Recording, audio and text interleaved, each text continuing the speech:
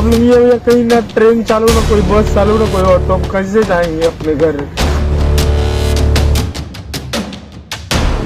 वर्ष 2020 ने महज 12 महीने में दुनिया को इतने रंग दिखाए जितने कि एक व्यक्ति अपने संपूर्ण जीवन काल में भी कभी नहीं देखा होगा।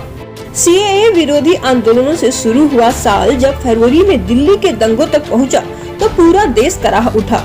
इसके बाद कोरोना महामारी की भयावहता की खबरें चीन और यूरोपीय देशों से निकलकर हमारी जमीन पर सच्चाई बनकर उतरने लगी। 125 करोड़ से ज्यादा आबादी के साथ हम एक ऐसे संकट के सामने थे जिससे निपटने में दुनिया की आर्थिक महाशक्ति भी हार रही थी।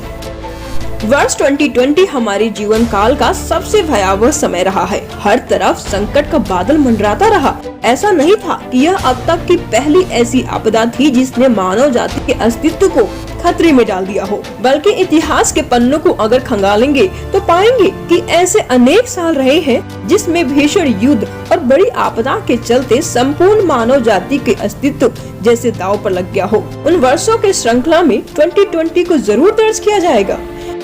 यह वही साल है जब दुनिया का सामना एक अदृश्य दुश्मन से पड़ा, जिसने बड़ी से बड़ी शक्तिशाली देशों को भी बिना हथियार के ही हरा दिया।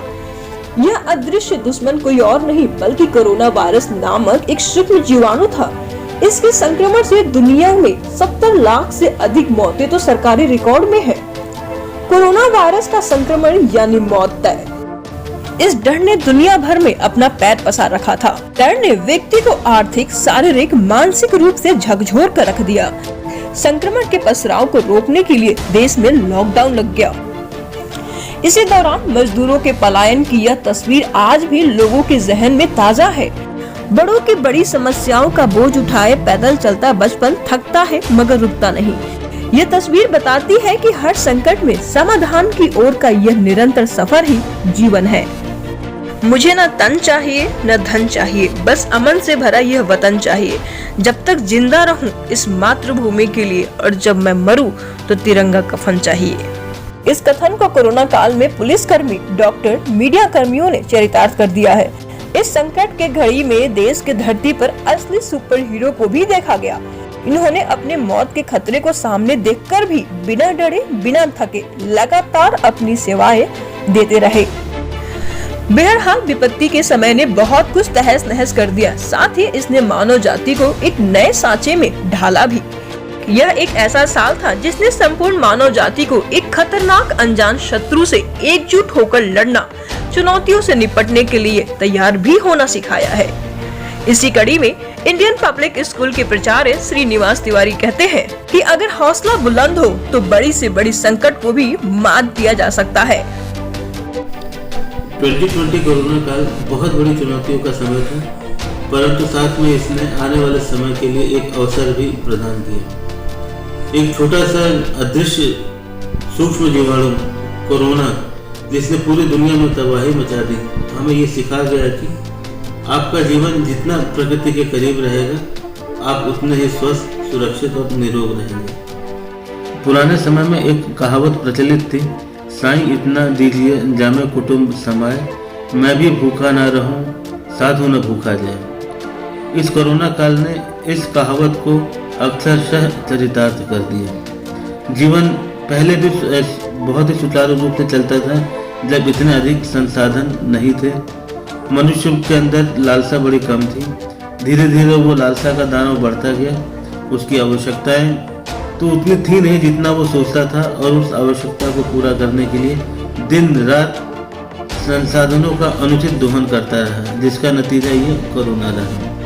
इसलिए हमें इससे सबक लेना होगा कि हमें कितनी आवश्यकता है। हमें सिर्फ उतनी आवश्यकता है जितना हम अपना पेट भर सकें, अपने परिवार का पेट भर सकें, और हमारे आसपास जो हमारा समाज है हम उसका पेट आराम से भर सकें। आने वाले समय के लिए और पीढ़ियों के लिए मेरा जो अनुभव है वो यही है कि विज्ञान चाहे कितनी भी तरक्की कर जाए, परंतु प्रकृति हमेशा विज्ञान से अधिक बुद्धिमान और बलवान रहेगी।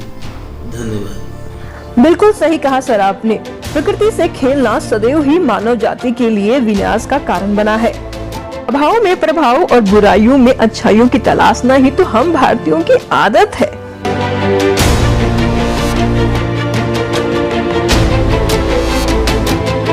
खुला सुख निरोगी काया। कोरोना ने लोगों को स्वास्थ्य शरीर का महत्व नए सिरे से सिखा दिया। खुद को सिर्फ स्वस्थ ही नहीं, शारीरिक व मानसिक रूप से पूरी तरीके से फिट बनाना लोगों की प्राथमिकता बन गई। जो कसरत या योग को बोझ समझते थे, उन्होंने भी फिटनेस रूटीन बना लिया। बचत ही पूंजी है। मुश्किल आर्थिक दौर ने लोगों को एक बार फिर बचत की अहमियत बता दी। जिन्हें बचत की आदत पहले से थी, उन्हें इस दौर में राहत मिली। जिन्हें यह आदत नहीं थी, उन्हें सीख जरूर मिली। मन में साहस हो तो हर संकट बौना है। कोई भी बीमारी तन से पहले मन को हराती है। कोरोना को हराने वालों में 70 की उम्र पार कर चुके ऐसे बुजुर्ग भी रहे हैं, जिन्हें पहले से गंभीर बीमारियां थी। अपने साहस से उन्होंने बीमारी को हरा भी दिया। जीवन निरंतर चलता रहता है, यह इस दौर की सबसे बड़ी सीख है। मुश्किलें आती है, कई बार अपने भी दूर हो जाते हैं। लगता है कि कुछ ठीक नहीं हो रहा, मगर जीवन चलता रहता है। अंधेरी रात के बाद उम्मीद का सूरज जरूर उगता है। इसी आस में कि आने वाला समय हमारा उज्जवल हो, हमने वर्ष 2020 को हंसी खुशी विदा कर दिया। आपकी आंखों में सजे हैं जो भी सपने और दिल में छुपी है जो भी अभिलाषाएं।